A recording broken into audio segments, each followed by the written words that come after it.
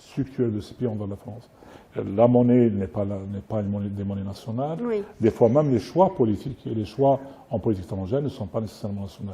C'est pour ça qu'aujourd'hui, ce qu'on voit, c'est une véritable remise en cause de ces schémas de dépendance structurelle et structurante. On va revenir sur cet aspect de dépendance qui est très intéressant, mais avant, j'aimerais revenir sur les richesses de cette région.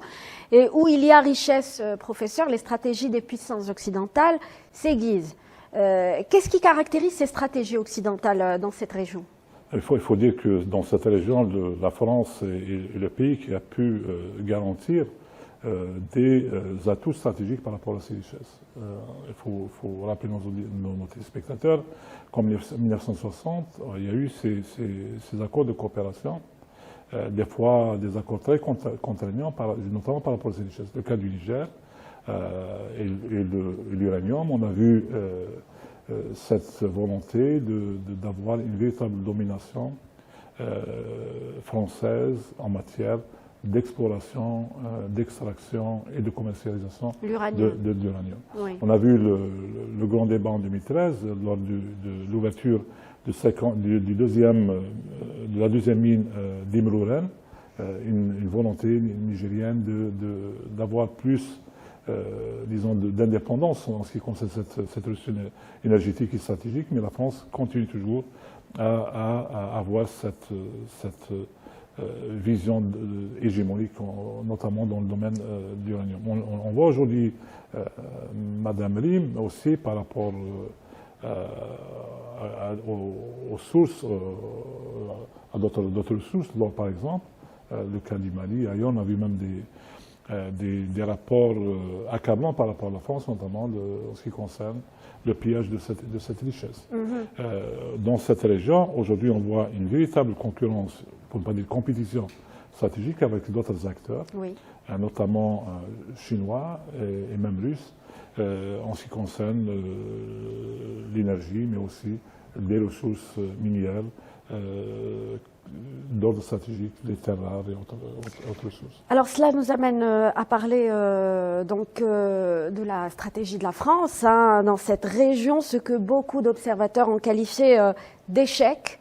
Alors une décennie d'opérations militaires n'a pas permis de régler toutes ces crises dans la région du Sahel. Pouvez-vous nous expliquer les causes de cet échec? Le Sahel, l'Afrique francophone, a été en matière doctrinale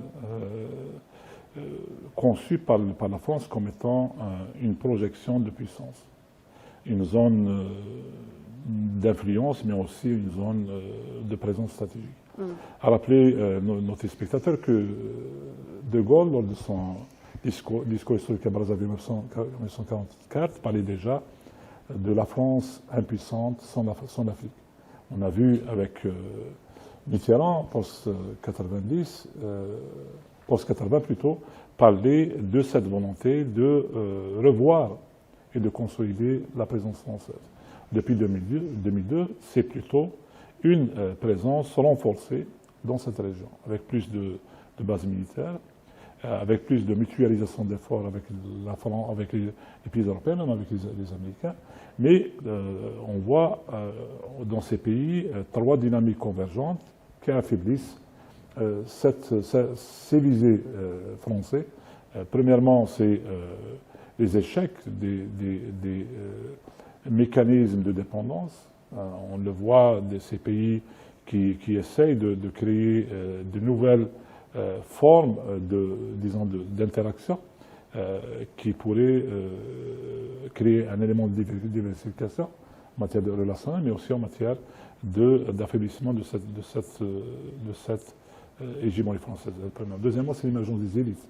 Ce qu'on voit aujourd'hui, c'est de nouvelles élites qui sont plus conscientes des enjeux de ces dépendances, mais aussi ces élites qui sont conscientes des besoins et des attentes de leur population. C'est par rapport à ce qu'on voit aujourd'hui au Burkina Faso et au Mali, par exemple. Mais aussi la troisième dynamique, c'est une dynamique d'offre de coopération par d'autres acteurs. La Russie, par exemple.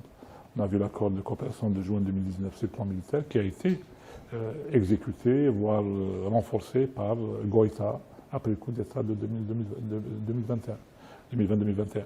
Donc aujourd'hui, ce qu'on voit, c'est que la France est en train de perdre ses batailles sur le plan à la fois des moyens, elle essaie de mutualiser, donc il y a déjà un affaiblissement du consensus interne à la France par rapport à ces schémas. Deuxièmement, c'est la compétition stratégique qui affaiblit, en train d'affaiblir cette hégémonie française. Et troisièmement, c'est les dynamiques sociopolitiques à l'intérieur de ces pays qui fragilisent davantage cette hégémonie française. Avec le retrait de la France, professeur, et l'apparition d'autres acteurs, d'autres partenaires, comme la Russie du point de vue sécuritaire, militaire et économique, et la Chine d'un côté économique, est-ce qu'on peut se retrouver dans la même... Est-ce que c'est les mêmes objectifs pour ces partenaires s'agissant de la région du Sahel? Est-ce qu'on peut se retrouver dans le même schéma que la France? Par rapport à la France, c'est un pacte néocolonial. Il faut lire la chose de ce point de vue. Ce n'est pas la même chose. C'est une volonté de se projeter par tous les moyens, y compris par les mécanismes militaires. C'est aussi une volonté de préserver un précaré stratégique. Troisièmement, c'est d'essayer de maintenir des narratifs paternalistes. On a vu le discours humiliant de Macron à l'université de Ouagadougou contre l'ancien président burkinabé qui n'a eu d'autre choix qu'à quitter la salle.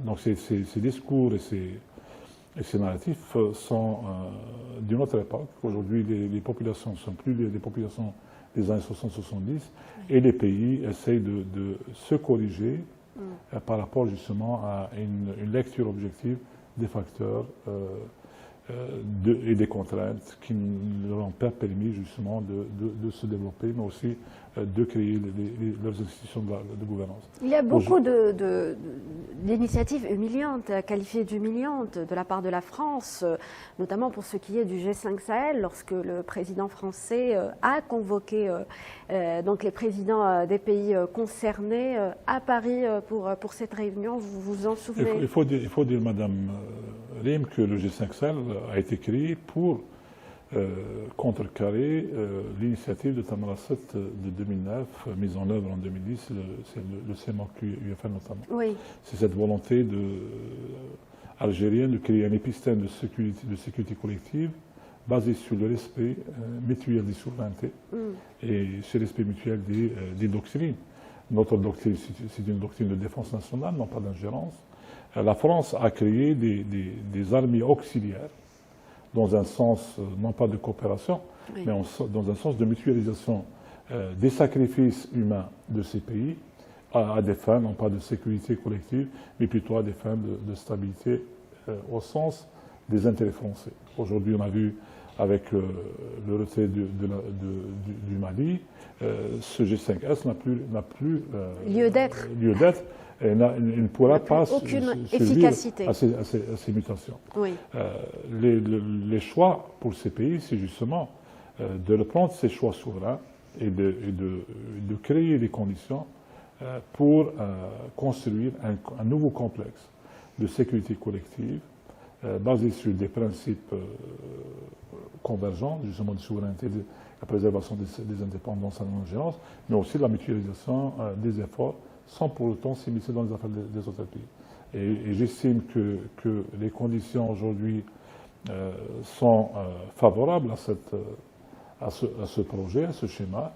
Et il faut prendre en compte les ingrédients des crises, mais aussi il faut prendre en compte les limites de ces pays.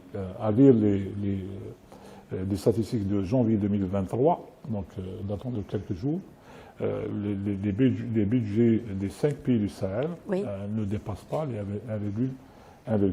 moins de 2 milliards de dollars. J'allais vous poser la question sur les moyens. Est-ce que les moyens existent pour qu'une coopération intergouvernementale soit effective? Aujourd'hui, quand on parle de mutualisation, on parle essentiellement non pas d'un partage égal des sacrifices, mais plutôt un partage équitable des sacrifices. Équitable, c'est par rapport justement à ces moyens qui ne sont pas nécessairement comparables, mais aussi il faut dire que la sécurité de ces pays est liée justement à des schémas d'insécurité dans tel pays. Quand on parle du Mali, on a parlé de la Libye, son impact sur le Mali. Quand on parle du Mali, on pourrait parler aussi du Burkina Faso, oui. la région des trois frontières, le Tunis, etc. Oui. Donc il y a lieu de faire une lecture prospective en liant une logique, quand je parle de sécurité, je ne vais pas parler de défense, en liant à la fois développement, construction des capacités et coopération dans les différents domaines de sécurité et militaire, notamment par le partage de savoir-faire, partage de renseignements, etc. Et c'est par le biais de cette approche convergente que ces pays pourraient créer déjà les éléments de confiance, mais aussi institutionnaliser cette coopération par une volonté partagée justement de développer un sens commun de la sécurité. Cette volonté existe-t-elle? Aujourd'hui, j'estime que déjà ces pays sont conscients que la présence étrangère, en fin de compte, n'était que des ingérences au profit de ces pays occidentaux, mais aussi que le terrorisme n'a été des fois qu'un alibi, utilisé, instrumentalisé, exploité par ces pays. Le terrorisme en 2013, janvier 2013, lors de la décision prise par la France pour lancer l'opération Serval, comparé à 2022-2023, n'était qu'une fraction de l'actuel terrorisme. En janvier 2013, il n'y avait pas ces mécanismes ou ces acteurs internationaux du terrorisme avec de telles capacités d'action ou même avec de telles capacités de projection. Quand on parle aujourd'hui de l'État islamique, bon, ça n'existait pas en 2013. Aujourd'hui, on le voit dans pratiquement toute la région et au-delà, au Sahel et en Afrique de l'Ouest. On le voit au Congo, on le voit au Mozambique, on le voit même dans la Corne de l'Afrique. Quand on parle de l'État de l'Al-Qaïda, il est aussi un peu partout. Donc en fin de compte, ces opérations, soit Serval, Barkhane, Takuba, n'ont pas pu régler le problème du terrorisme. Au contraire, ce problème a été plutôt complexifié aux dépens des problèmes de sécurité nationale de ces pays.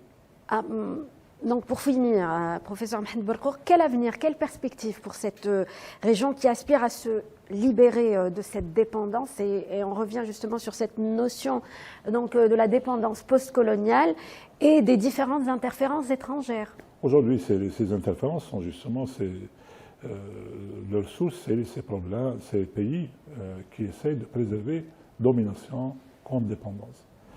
Ces pays ont aujourd'hui des élites et des acteurs de la société civile qui sont plus mobilisés pour la mise au moins pour affaiblir ces situations de dépendance. Comme je disais, ce sont des dépendances structurelles et structurantes. Quand on parle de la monnaie, on parle essentiellement d'une souveraineté, à la fois monétaire, financière et économique. Quand on parle des accords contraignants en matière de ressources, c'est aussi de la souveraineté économique. Aujourd'hui, ces pays continuent à travailler dans un sens, non pas uniquement souverain, mais plutôt dans un sens d'émergence de volonté souveraine et des réactions hégémoniques de domination des anciennes puissances. Merci.